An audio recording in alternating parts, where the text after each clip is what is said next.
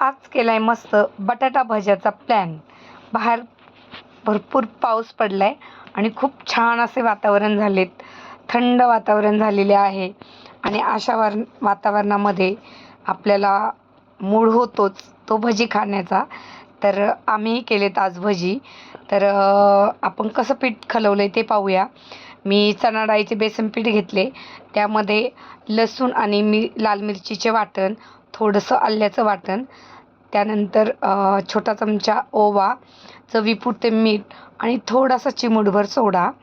त्यानंतर आपण यामध्ये बटाट्याचे काप करून घातलेत आणि हे सगळं मिश्रण छान मिक्स करून घेतलंय। 5 मिनटं रेस्ट करू द्यायचं।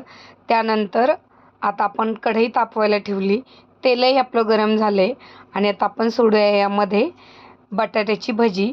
तर अशी एक एक करून आपल्याला भजी कढईमध्ये सोडायची आणि ती छान लालसर होईपर्यंत तळून घ्यायची आणि गरमागरम भजी आणि सोबत चाय, असं तुम्हीही नक्की ट्राय करा। तर आता आपली भजी तळून घेऊया आपण। खूप धो सकाळपासून पाऊस पडलाय आणि मस्त असं थंडगार वातावरण झालंय आणि अशा वातावरणामध्ये भजी खाण्याचा मूड काही वेगळाच आनंद देऊन जातो। तर तुम्ही असा बेत नक्की करा।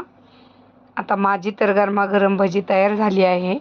तर आता पाहुणे आलेले आहे आणि आता आम्ही भजी ट्राय करतो आणि कशी झालीत भजी तेही तुम्हाला सांगतो।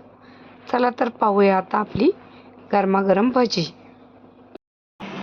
आमच्याकडे घाडगे सर आलेत, त्यांना असे मस्त गरम गरम भजी केलीत। तर आता टेस्ट करून सांगा कसे झालेत ते। एकदम घाई गडबडीने बनवलेत। अप्रतिम, मस्त। थँक्यू। घ्या डिश घ्या।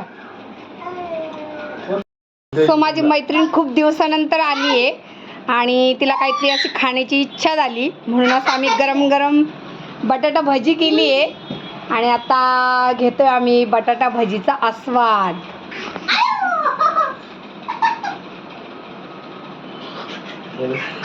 अप्रतिम झाले भजी। तर गरमागरम भजी आम्ही सगळ्यांनी ट्राय केली आणि खूपच अप्रतिम झाली आहे।